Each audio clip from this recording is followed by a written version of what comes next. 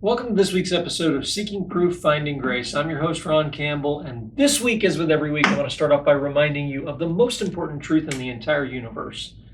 God loves you. Now, I want to jump back before we start tonight, and I want to do a little housekeeping and talk about a couple of things before we continue.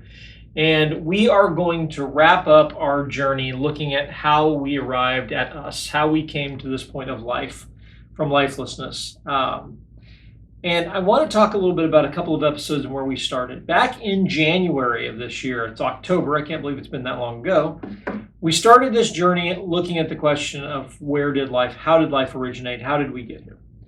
And at that time, in podcast episode 53, I proposed the question of asking, what is your worldview? What do you base your worldview on? And I won't belabor going back over all the material in that video. If you'd like to go back and see it, it's still out there online. You're welcome to go take a look at that. But in looking at this question of worldview, I wanted to address how we all approach this and what is convincing to you, the viewer, as you're looking at this or you're listening to this.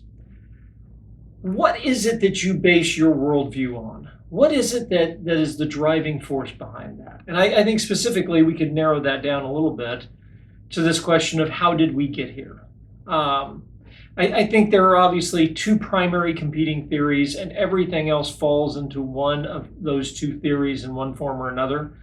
You have the idea of naturalism or atheism, agnosticism, which basically would indicate that we are the product of random chance, that time, matter, and chance is all that was needed. There is no driving force behind the universe.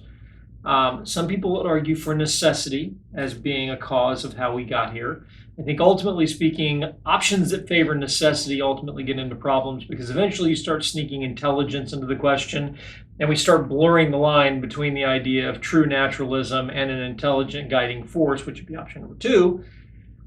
And so I think usually options that relate to necessity probably fail under their own weight when you look at that. So really, I think we have two primary options here. Are we the product of random chance? And again, I know there's a lot of people who will take offense to that, especially when we're talking about evolution, by saying evolution is not simply a random process. It's a process of random mutation and natural selection, which drives the process that arrived at life on this planet. I understand that very well. But ultimately, at the end of the day, you're requiring luck. And again, we've had good fun with Richard Dawkins and his quotes attributing multiple steps along the way from lifelessness to where we are today to copious amounts of luck. I can't remember exactly the term that he used there, the adjective that he attached to it, from the God delusion. But we've talked about that and we've looked at that. And so ultimately speaking, when you look at that, that is option number one. And then, of course, option number two being the idea that we are the product of an intelligent designer, that we are the product of creation.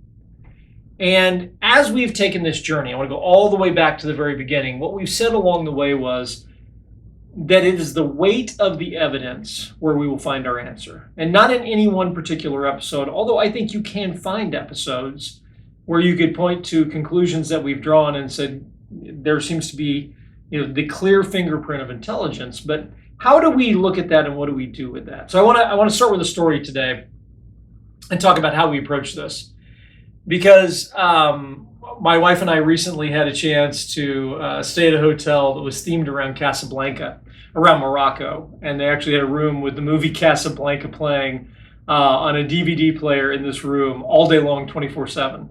And which we thought was hilarious. Casablanca, if you've never seen it, here's something we can all agree on. Casablanca is one of the best movies ever made. If you've never seen it, please go watch it. It is phenomenal. Humphrey Bogart, Ingrid Bergman, Claude Rains, who is plays a terrible character, but he's just hilarious. The dialogue in that movie is amazing. They do not make movies like that anymore. They really don't. It is a phenomenal movie. It is well worth your time. If you take away no other recommendation from tonight's video, please take away that recommendation. You should go watch Casablanca. You will adore it. But there is a wonderful scene in Casablanca, and I want to talk about it for a minute. So I'm going to set the stage for you here for just a moment. There is a scene where you go out, and Humphrey Bogart's character, Rick, owns Rick's Cafe. And it's a casino and bar, basically, in Casablanca. And this is set in the early days of World War II. And what's happening is refugees pouring out of Europe are ending up in unoccupied French Morocco. And they go through Casablanca to hop on a plane, and they take the plane across the Mediterranean to Lisbon. And from Lisbon, they catch the Clipper to America. And these refugees are all getting stuck in Casablanca because there's so much graft and crime and greed going on that they run out of money and they just can't get out of town. And Claude Rains plays the local precinct police chief, and he's corrupt and horrible. And so you have to bribe your way through him to be able to get on the plane to buy your exit visa out of Casablanca. And there's a young couple that he is taking advantage of, and he sends them to Rick's to go lose money at the casino, basically, so that he can take advantage of the situation. I won't go any deeper. You can probably imagine it from there. But while they're at the casino, Humphrey Bogart takes pity on them and what's happening to them. And as the husband is losing money at the roulette wheel, Humphrey Bogart decides he's going to step in and save the day. And so he walks up behind the husband as the husband's hopeless. You can see the look on his face. He's defeated. They've lost all their money now, and there's no way out of Casablanca. And he walks up behind the husband at the roulette table, and he says, "Have you tried 42?" And the husband real quickly slides all of his last remaining money on 42. Now, I'm going to pause for a minute. Roulette, the odds are terrifically stacked against you. There's an American version of roulette, and there's a European version of roulette. They have the American version has one more number on the wheel, which makes the odds that much worse. So your chances of winning in roulette are 1 in 38 different slots around the machine. Okay, so that'll be important to remember. So Humphrey Bogart looks at the guy and says, "Have you tried 42?" He slides all of his money on, and of course it hits. Now, that on its own would be amazing enough, but Humphrey Bogart leans down in his ear and whispers again, "Leave it there." And so the guy leaves it all sitting there, and the ball is spun again, and the ball drops on 42 a second time. And so he hits twice in a row, and he has this pile of money now. And Humphrey Bogart leans down and says, "Now get out of here." And of course, Claude Rains, who is friends with Humphrey Bogart, is just looking stunned from the other side of the room that his plans have now been squashed by Humphrey Bogart's character. It's a wonderful scene. But as this is happening, one of the other patrons in the casino walks up to one of the employees and he goes, "Is this place honest?" And the employee looks at him and he knows what's happened. And the employee looks at him and goes, "Honest? It's as honest as the day is long." And keeps nervously, wiping off this tray that he's cleaning. The point of all of that being, of course, and you can see where that's going, is that clearly everyone standing in the room realizes that the game is rigged, that the casino is probably cheating them. And so when he asks the question, "Is this place honest?" it's because clearly if you hit twice in roulette, I mentioned before, hitting once in roulette, your odds are 1 in 38, or it's about 2.63%. Hitting twice in a row in roulette, the odds would be 1 in 1,444 chances. The odds are basically zero. I mean, the odds are bad. But even at that, when you look at something like odds of 1 in 1,444, you certainly wouldn't bet your life savings to escape Casablanca on it. You wouldn't bet anything on it. And if that happened in front of you, much like the other patron in the movie, you're going to go, "Wait a minute, is this place honest or am I being ripped off here?" And of course, we all know the answer is you're being ripped off here.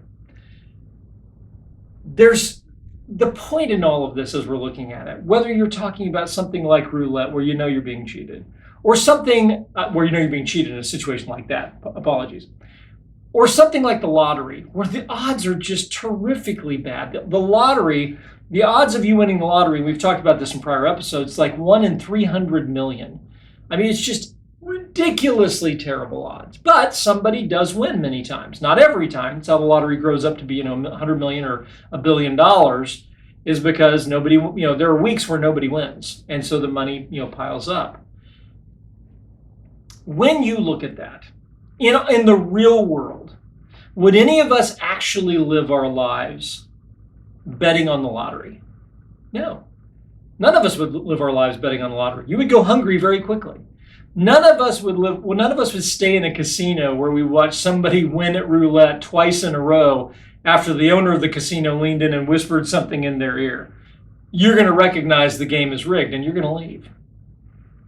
If you're playing the lottery, though, and somebody wins 1 week and the next week and the next week and the next week over and over again for multiple weeks in a row, how long would it take you to realistically conclude that the game is fixed? Maybe 2 weeks. After the second time, you probably go, well, no, wait a minute, that doesn't seem likely. The third time in a row that somebody won the lottery, you would look at that and go, this game is rigged, and I'm not playing it anymore. So in our real lives, we recognize that luck eventually runs out. And you can see where I'm going in all of this. It's an inherently unscientific approach to lean on blind luck at every step along the way. Now, at the same time, in fairness, it is an inherently flawed approach to just blindly say, well, I don't know what happened there, so I'm going to insert God into that. That would be equally wrong. I think we can all agree on that. Some people would say that would be more wrong. I think that's equally wrong. An over-reliance on luck over and over and over again to keep a theory going, you simply replaced a God of the gaps with a different named God. Instead of the God of the Bible, your God is named Luck at that point. And you're worshiping at the feet of Lady Luck. That Lady Luck can cure all. That Lady Luck can save us from everything. And so while the creationist has to be careful not to simply insert God into their belief system as, well, God is clearly the answer to everything because God. That's unscientific and that's not a good way to approach this. But at the same time, I think it's important that we all recognize if what we're relying on is blind luck at every step along the way, at some point for each of us, I think we would also recognize the luck has gone on too much and we can't keep relying on blind luck. Something is wrong. And I hope as we look at this, as you're doing this, the question that I want to ask tonight as we get started with this journey, what is it that you're basing your worldview on? What is it as you're doing this? And that's something I'm just asking you to consider. Because one of the interesting things, I try not to read the comments too often in these videos or podcasts just because the comments tend to be it's hateful usually. And there's rarely people who actually watch the video all the way through and actually analyze the content of the full message. Occasionally we do have a point, and we do actually make that point over the course of 15 or 20 minutes. And so a good response, there have been occasionally a couple of good responses where somebody watched the entire video and gave a response that I may not have agreed with, but at least it was a thoughtful response.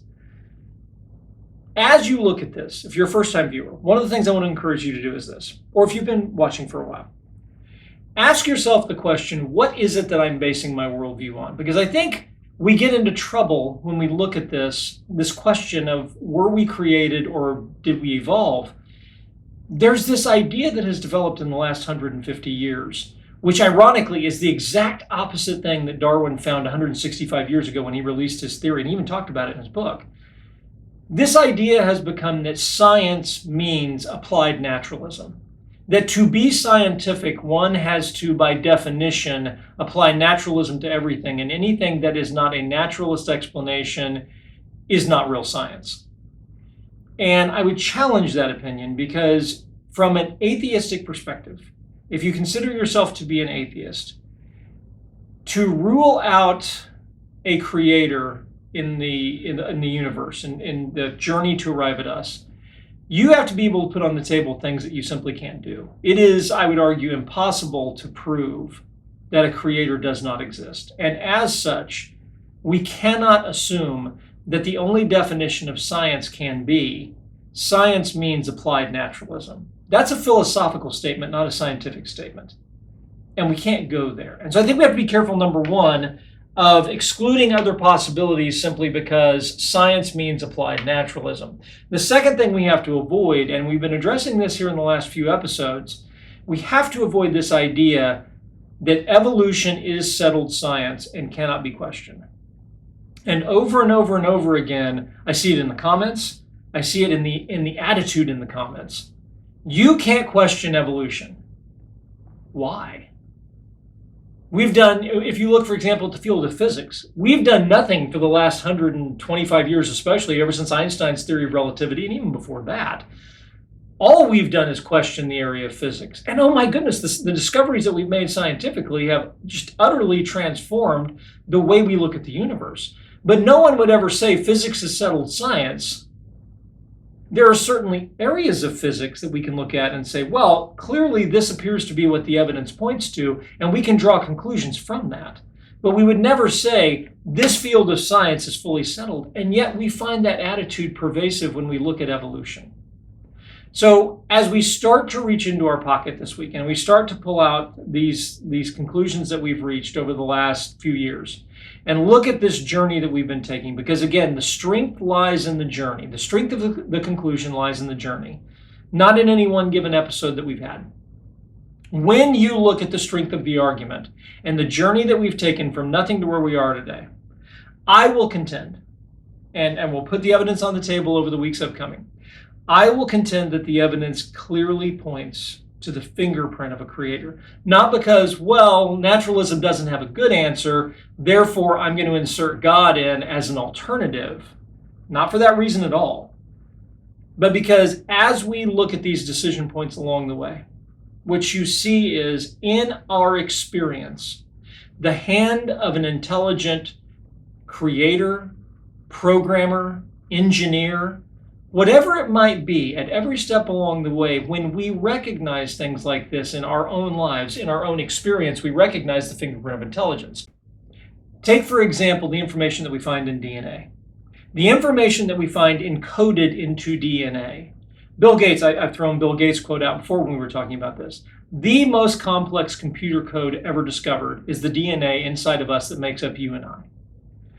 In our experience, when we find complex computer coding, what is it that we inherently know?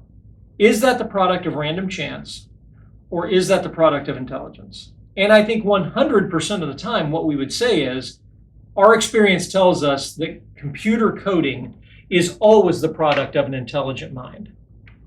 We know that in our own world when we look at computer codes or video games or whatever it is that we might be experiencing in our own digitally, controlled world. But when we look at something like evolution and we look at the information contained in DNA, somehow we become convinced that that's not the case. And I would argue at that point that our experience tells us that the best explanation is the hand of an intelligent programmer. And that is the best explanation of what we're looking at there. That's certainly not God of the gaps. Our experience tells us that a computer programmer is always the best answer to computer programming that we find. The information contained in DNA is the most complex programming that we've ever witnessed. Why would we conclude anything else? And that was part of the reason we talked about an infinite monkey problem a few weeks ago. Could you actually get to a situation where programming or something like that just happened with random coding going on, or with monkeys typing at a keyboard for a nearly infinite amount of time? And the answer is no. So when we do this, we have to be careful. Number one, as someone who believes in intelligent design, I can't simply revert to and say, God did that. But as someone who believes in naturalism, what I'm encouraging you to do is to look at these issues as we bring them up and as we reach these conclusions in the weeks upcoming. What I'm asking you to do is to take a look at that and say, is it realistic to assume that random chance could actually account for whatever that might be? The example we've been talking about, the information contained in DNA. Is random chance realistically a possible answer? And I want you to think back to that example of Casablanca. Is this place honest? As honest as the day is long, of course. In our own lives, we recognize when luck runs out, and intelligence, the hand of intelligence, or in the case of Rick's Casino, Rick's Cafe American in Casablanca, it wasn't the hand of intelligence, it was the hand of a cheating roulette wheel dealer. But when you look at that, intelligence was the reason that number 42 hit twice in a row, not random chance. And so I'm asking you as we go forward in this, consider that. Next week, what we're going to do, I'm looking at the clock on the wall there. I'm going to go ahead and stop this week. What I want to do next week is we're going to just do a summary again of going from the starting point of the beginning of the universe to our little blue planet floating in space right before life began? What were the steps that we took? And when we look at those, what is the best explanation? Is it the hand of just simply time, matter, and chance? Or do we see the fingerprint of design? And by design, I mean an engineer, a programmer, an architect, or a creator. When we look at that, when we see architecture, when we see engineering, when we see those things in the natural world, we recognize the hand of intelligence. Do we see those same kinds of things when we look at the world around us? That's what I'm going to ask you to consider next week as we jump into that next podcast. So thank you so much for joining us. We're going to jump more into that next week. And next week, we're going to tackle the first group of conclusions. It's going to be, I think, about 3 weeks that we're going to look at this. So next week, what we're going to look at is the journey from nothing to where we are today. I want to recap that. You can go back to those episodes. Those episodes are maybe a year or two old, probably a couple years old now in some cases, starting from nothing to where we are today. Go back through some of those old episodes, look at them in detail. I challenge you, I encourage you, take a look at those episodes and let that challenge your worldview a little bit. It's okay every once in a while to challenge your worldview. It's okay to take a look at things and go, does my worldview hold up in the real world? If my worldview only holds up theoretically, but when I recognize, well, I really wouldn't live my life that way, is that a way you really want to live your life? At the end of the day, I think that's our best answer to answer this question, where did we come from? I want to thank you for joining me. Like I said, I'm going to go ahead and stop today. I don't want to go too far or too long on this. Next week, we're going to tackle this issue of looking at the journey from nothing to where we are today. And then we're ultimately going to jump into the question of the journey from lifelessness to life. And at the end of those 2 episodes, we're going to draw a conclusion. What does the evidence point to? I want to thank you so much for joining us today and for letting me kind of do a little housework on this. I don't start every episode this way, but this is what we've talked about along the way. And for those of you who have been watching for the last few weeks, who have joined the podcast, thank you for watching with us. I hope you'll stay with us, and I hope you'll walk through this conclusion. And then go back and look at some of the prior episodes. I'm going to mention a lot of them next week as we start looking at this, at some of these points along the way where we have to look at and say, which is the most likely explanation as we see this. And as we do this, go back and watch some of those prior episodes, and let's walk through the detail in a little bit more time and a little bit more, effort as we do this. Thank you for joining us this week. If you like this week's episode, if you're enjoying the podcast, I hope you'll consider hitting the like button on the episode and the subscribe button on the podcast. If you're out on iTunes, I hope you'll hit the follow button to follow us so that you can listen to future podcasts. If you've got questions, I've got good resources for you on our website at prooftograce.com. And you can reach out to us via email at prooftograce@yahoo.com. If you've got questions, I'm happy to answer them. I'm happy to talk about this with you. And hopefully, at the end of the day, I start every episode by reminding you the most important truth in the entire universe is God loves you. The closer you get to a creator, and this is the challenge I want to leave for each of you, the closer you get to a creator and his great love for you, it will radically change your life in the most amazing way. And that's not being unscientific. That's a relationship. We'll talk about that down the road too. Once we leave this behind and we're done kind of talking about this whole question of where did we come from, we're going to get into some deeper proofs of trying to recognize if we were created, then who is that creator? Who's the most likely candidate for that? And I think the answer will jump out very quickly at us. But what you'll find at the end of the day is a creator who loved you so much. He gave everything for you. And he stands there waiting with open arms, ready to welcome you back into his family. I hope you'll take those next steps on that journey, and I hope to see you next week. Thank you so much for joining us again. I really appreciate you spending time with us, and I hope to see you next time. Bye-bye.